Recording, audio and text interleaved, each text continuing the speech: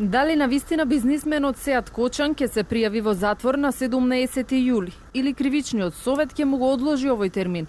Судијата за извршување на санкции Александар Милошевски ја одбил неговата молба и одлучил Кочан сепак за 2 недели да се пријави за издржување на казната од 4 години и 8 месеци, но сепак и оваа одлука не е конечна. Во однос на предметот од обвинителството означен како труст, ја информираме јавноста дека молбата за одлагање на извршувањето на санкцијата е одбиена како неоснована и истата е доставена до странките во постапката. Кочан сега има право на жалба до кривичниот совет во рок од 3 дена. Тој ќе искористи и оваа можност со која и претходно барал да му се одложи затворот поради незавршени обврски.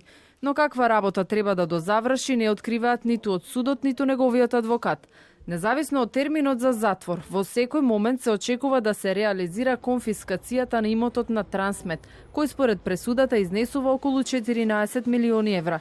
Апелација намали од 6 на 4 години и 8 месеци затворската казна за тендер од Елем тежок 17 милиони евра, а добиен со лажни документи.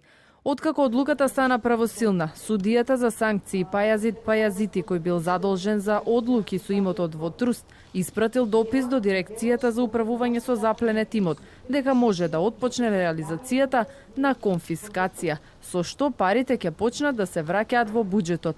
Но дописот се уште патува и не стигнал дотаму, вели за телевизија 24 првиот човек на дирекцијата Фато Насани.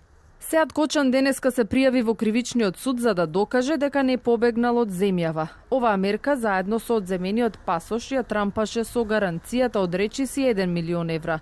Токму за овој случај, кога во март 2017 година му беше одреден притвор, тој побегна, а адвокатите го правдаа дека е на службен пат. Се врати 2 месеца подоцна откако Врховниот суд му го укина притворот. Во труст беше осуден и Василија Авировиќ, син на претеничката Владанка Авировиќ, кој прво доби 3 години затвор за потоа апелација да му ја приначи во условна казната.